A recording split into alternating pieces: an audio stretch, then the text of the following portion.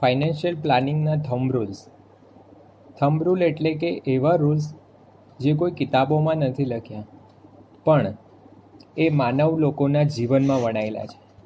જેમ કે આજે કોઈ તમને એવું કહે કે આપણે કેટલું પાણી પીવું જોઈએ રોજ, તો સ્વાભાવિક છે દરેકનો જવાબ હશે 8 ગ્લાસ, 10 ગ્લાસ, 2 લીટર, 1.5 લીટર.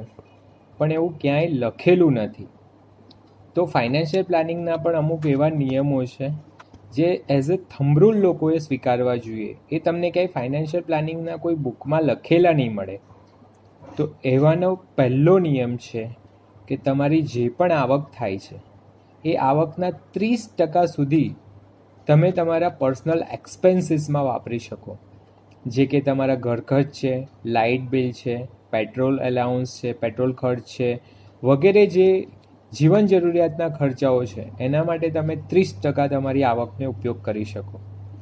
બીજા 30% છે એ આજની લાઈફસ્ટાઈલ પ્રમાણે EMIમાં જાય છે. એટલે કે દરેક માણસ આજે જે પણ સંપત્તિ વસાવે છે એ મોટાભાગે EMIથી વસાવે છે. જેમ કે આજે કોઈ માણસ ઘર લે છે તો હોમ લોન કરે છે, કાર લે છે તો કાર લોન કરે છે, કોઈ પણ નાનું ફ્રીજ લે છે, ટીવી લે છે, વોશિંગ મશીન લે છે, તો દરેક વસ્તુ આજે EMI પર આવે છે. બાઇક લે છે તો EMIથી આવે છે.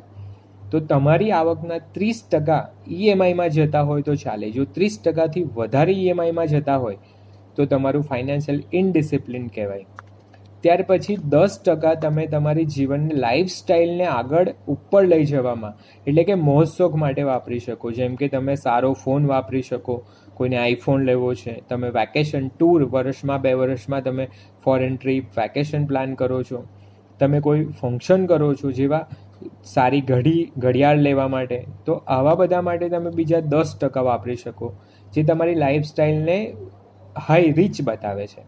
અને બાકીના જે 30% વધ્યા ફ્રેન્ડ્સ, એ તમારે કમ્પલસરીલી સેવિંગ કરવા જોઈએ.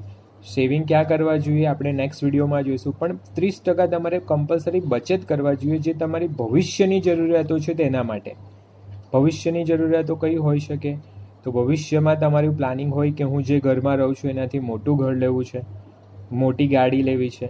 નાના બાળકો છે તો ફ્યુચરમાં બાળકોના એજ્યુકેશનના મોટા ખર્ચા આવશે, એ બાળકોને ભણતરના ખર્ચા આવશે, એના લગ્નના ખર્ચા આવશે. આપણે આજે 25, 30, 35 વર્ષના છે, આપણે એક દિવસ રિટાયર્ડ થઈશું ત્યારે પણ આપણને જીવનમાં એક રકમની રેગ્યુલર ઇન્કમની જરૂર પડશે.